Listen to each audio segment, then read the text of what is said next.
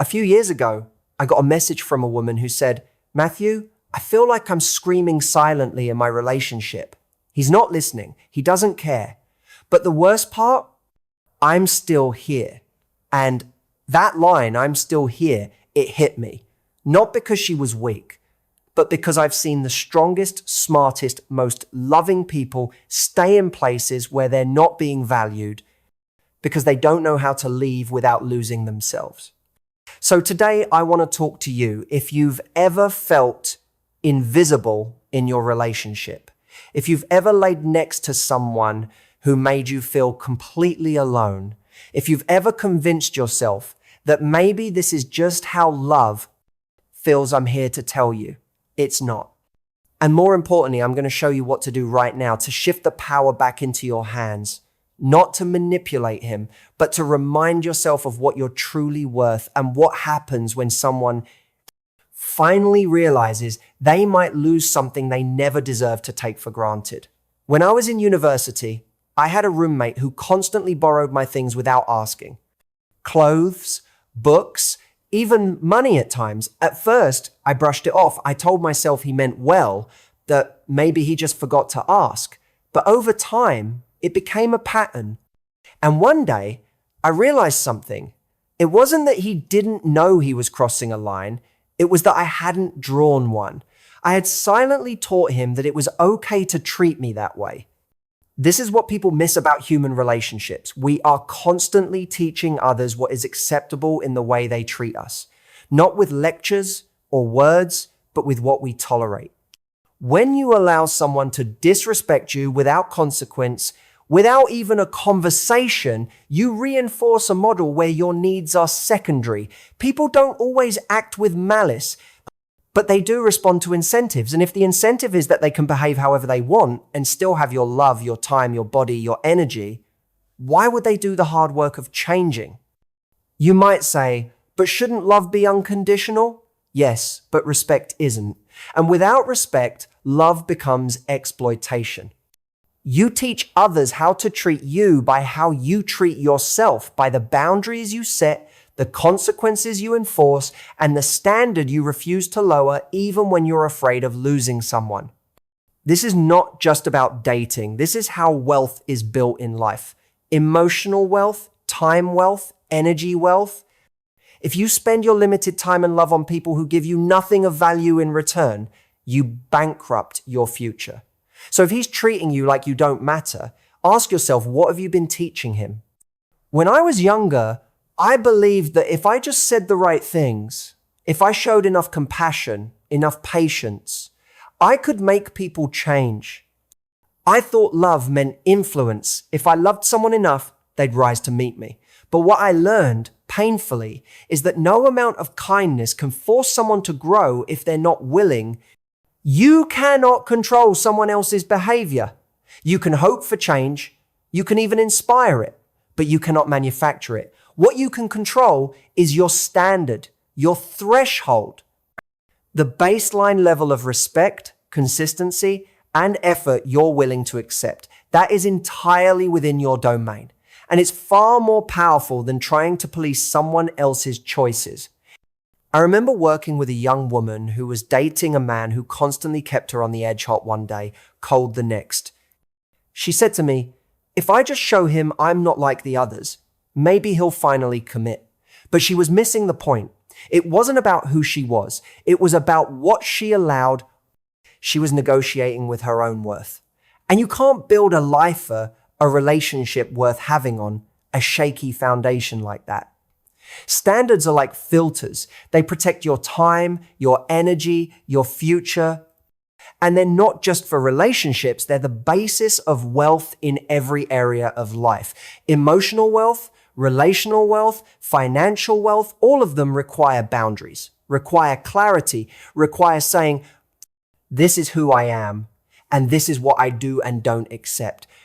The truth is, when you stop trying to fix someone and start honoring your own standards, you stop attracting chaos and start making space for real value to enter your life. That's the moment the dynamic begins to shift. I've seen people stay in relationships that erode their dignity, their peace, even their sense of identity or in the name of love. And what's more troubling is they don't just stay, they justify it.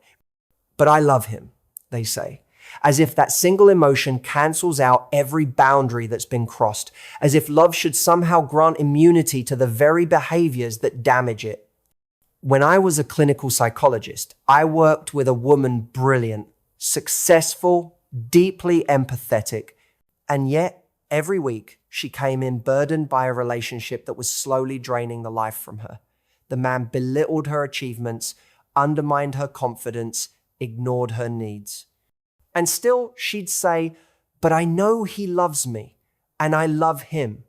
But love on its own is not redemptive. Love is not a permission slip for bad behavior. It's not a blanket justification for the absence of respect. Respect is the structure love needs to survive. Without it, love becomes distorted. It becomes a transaction. How much pain am I willing to tolerate in exchange for the emotional scraps I receive? This is where the wealth philosophy applies. Because when you tolerate disrespect, you're hemorrhaging emotional capital. You're making a bad investment. And just like with money, if you keep investing in something that gives you nothing in return eventually, you hit bankruptcy, emotional bankruptcy, self-worth bankruptcy. So many people think staying through mistreatment makes them loyal or noble, but what it often makes them is a partner in their own devaluation. There is no virtue in loving someone at the expense of your soul. If someone loves you, truly loves you, that love will be reflected in how they treat you, not just in how they feel. Cognitive dissonance is what happens when your actions no longer align with your values, but instead of correcting course, you bend your reality to justify the discomfort. It's the psychological tension you feel when you know something is wrong, but you stay anyway, so you invent reasons to make it seem acceptable. And it doesn't just keep you stuck, it eats away at your integrity, your self-respect, your clarity. I remember working with a young man years ago. He was intelligent, ambitious, and deeply committed to the idea of being a good partner. But his girlfriend constantly disrespected him, ignored his needs, weaponized silence, manipulated every disagreement. And yet he'd sit across from me and say, but she's had a hard life, or she just needs time. His identity as a loyal, patient man was clashing with the painful truth of the situation. So rather than change the situation, he changed his interpretation of it. That's cognitive dissonance. And it's dangerous because once you start playing mental gymnastics to justify bad behavior, you become emotionally invested in the lie.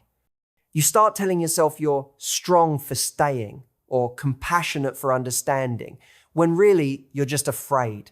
Afraid of being alone, afraid of starting over, afraid of what it says about you if you admit you've been undervaluing yourself for this long. But like any form of debt, whether financial or emotional, the longer you avoid facing it, the worse the interest becomes. The more time you spend rationalizing disrespect, the further you drift from the person you were meant to be. And here's the hardest part. The moment you finally see things clearly, you're going to grieve. Not just the relationship, but the time you lost justifying the version of it that never truly existed. Don't let the need to feel right keep you from doing what is right. People like to romanticize instincts. They talk about trusting your gut, as if that alone is the secret to a good life. But instincts, while important, mean nothing without the courage to act on them. I've met thousands of people who felt something was wrong months sometimes, years before they ever did anything about it. They had the signal. They just didn't move. A woman I once worked with had been dating a man for 3 years. Deep down, she knew something was off. Not because of obvious abuse or loud betrayal, but because of the subtle erosion of quiet dismissal of her needs, a chronic feeling of being small. Her body would tighten when he entered the room. Her energy shifted around him. That was her instinct. But she stayed. And when I asked her why, she said, I thought maybe I was being dramatic. Maybe it was just me. That's the trick. When our self-worth is low, we begin to mistrust the very voice that's trying to protect us. It's like having a smoke alarm going off and convincing yourself the batteries are faulty until the fire has already spread. And this is where the wealth metaphor comes in. Instincts are a kind of emotional currency. They're your internal compass, refined over years of experience. But if you never spend them, if you never act on what you know to be true, then you remain emotionally broke. Just like saving money without ever investing it keeps you stuck, so does hoarding your instincts out of fear. You don't build a wealthy life by having good instincts. You build it by respecting them, by acting decisively, even when it's terrifying, even when it costs you comfort in the short term. The longer you wait to honor what you know, the more expensive it becomes. We are all drawn to what feels familiar. That's the psychological gravity of your self-worth. It pulls you toward the treatment you think you deserve, whether consciously or not. If you don't raise that internal standard, you will unconsciously recreate the same dynamics, the same disappointment again and again, even with different faces. You'll call it bad luck or poor timing, but it's not. It's repetition. And repetition is not an accident, it's a reflection. Years ago, I had a client who had just left her third toxic relationship. Different men, different cities, but the same emotional pattern disregard, gaslighting, unavailability. And she said to me, "I don't know why this keeps happening. I thought I chose differently this time." But the truth is, you can't choose a new experience with an old sense of self. You attract what mirrors your self-image. If deep down you believe you're not worthy of deep, nourishing love, then the moment someone starts to offer it, you'll either push it away or find someone who confirms your worst assumptions. This is where the wealth generation principle becomes clear. Think of your self-worth like the capital you invest in the emotional market. The greater your capital, the better your returns. When your self-worth is high, you filter differently. You spot red flags sooner. You walk away faster. You say no more often. You don't chase. You don't explain your value. Demonstrate it through the boundaries you keep and the people you choose. Raising your self-worth isn't self-help fluff, it's structural. It changes your relationship economy. It sets a new baseline for what you allow, what you pursue, and what you walk away from. And until you raise that standard, you'll keep getting the same result with the same emotional cost. People often confuse boundaries with ultimatums. They think setting a line means issuing threats. If you don't do this, I'll leave. But boundaries are not about controlling others. They're about communicating who you are. They are not demands for someone to change. They're a reflection of your personal standards, what you will and will not participate in. I remember a time in my practice when a woman told me she was afraid to speak up about what bothered her in her relationship because she didn't want to be controlling. I asked her, what if your silence is what's controlling you? Boundaries aren't about managing another person's behavior. They're about managing your own response to behavior that doesn't align with your values. It's the same principle in wealth building. You don't build financial security by controlling the stock market. You do it by setting strict investment criteria, managing risk, and knowing when to walk away. Emotional wealth works the same way. You protect your energy, your peace, your future by honoring your standards, not bending them every time someone makes you feel guilty or afraid of being alone. You don't say, if you talk to me like that again, I'll leave.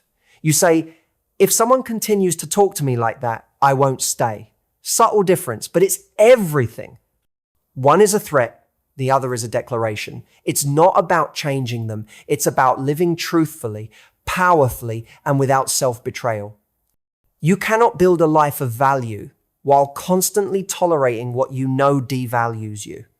Boundaries are not the walls that keep people out. They are the doors you choose to walk through when someone refuses to meet you with respect. Your boundaries are the architecture of your worth. Build them wisely. There's a deeply ingrained instinct, particularly among people with high empathy, to see someone's potential and believe it's their responsibility to bring it out, especially in relationships. You see the brokenness in someone and convince yourself that if you just love them enough, support them enough, sacrifice enough, they'll rise. But that is a dangerous illusion. It's not your job to fix him. It never was. Your job is to protect you. I've watched it unfold countless times. Someone intelligent, ambitious, full of light, slowly dimming themselves in the name of love. Saying yes when they mean no. Staying quiet to avoid setting him off. Making excuses.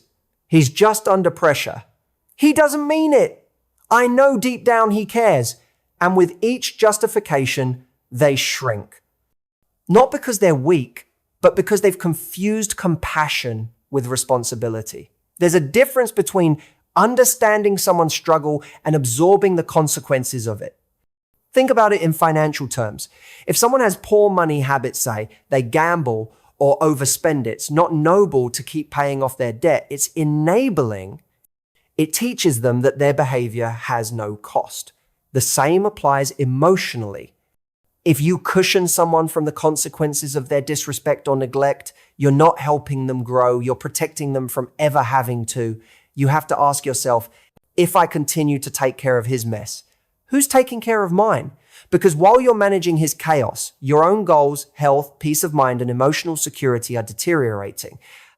That's a bad investment. It's like pouring money into a failing company because you're attached to the story of what it could be. Loving someone should never come at the expense of abandoning yourself. People often wait for a moment of catastrophe to give themselves permission to leave. They stay in unhealthy relationships, hoping for clarity, hoping it gets worse so bad that the decision is finally undeniable. That's what we call waiting for rock bottom. And it's one of the most dangerous strategies you can live by. I've spoken with countless people who saw all the warning signs early on. The inconsistency, the subtle disrespect, the way they felt small in the relationship, but instead of making a decision then, they held out. They told themselves, it's not that bad yet. They waited for a betrayal big enough to justify leaving infidelity, a lie that shattered their last ounce of trust, or the final time they were left crying on the floor. And by the time they reached that point, their self-worth had been eroded so deeply that leaving didn't feel empowering. It felt like defeat. Now imagine that from a wealth perspective. Would you keep your money in a stock that's showing signs of decline just because it hasn't completely crashed yet? Of course not. You'd assess the risk early, cut your losses, and move your capital somewhere it can grow. But emotionally, people do the opposite. They stay. Overinvest, double down even when the returns are plummeting. The hardest decisions in life aren't made when everything is broken. They're made when things are still kind of okay, but something inside you knows you're shrinking. That's when you need to act, because if you don't trust yourself with the small signals, you'll need life to scream before you finally listen. And by then, it will cost more time, energy, identity. You don't have to hit the bottom to start climbing. Change doesn't begin with them. It begins with you deciding what you're no longer available for.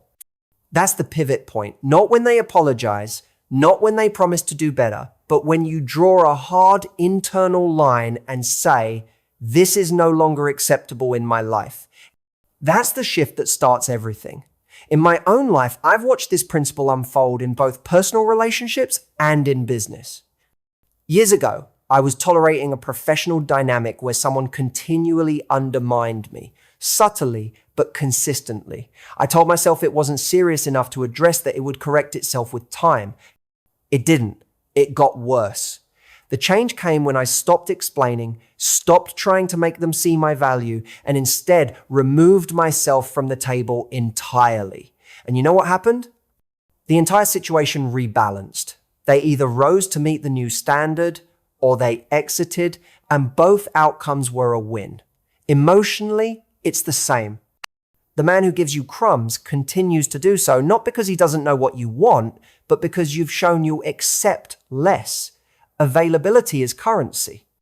When you stop being available for confusion, disrespect, and inconsistency, you communicate something that words never could. That your time, your love, your energy have value and they're not up for clearance pricing. This isn't about punishing anyone. It's about realizing that no one else can uphold your worth for you. You have to do it yourself first. And when you stop being available for less, people either step up or step out. But either way, you just cleared the path for something better. You teach the world how to treat you by what you refuse to settle for. So here's where I want to leave you.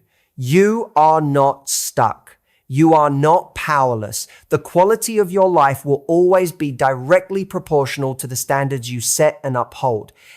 Love, respect, emotional safety, these are not luxuries. They are your baseline. But no one can give you what you don't first demand through your actions, not your words. You don't need to scream. You don't need to beg. You just need to stop participating in dynamics that diminish your value. Change doesn't come from waiting for someone else to wake up.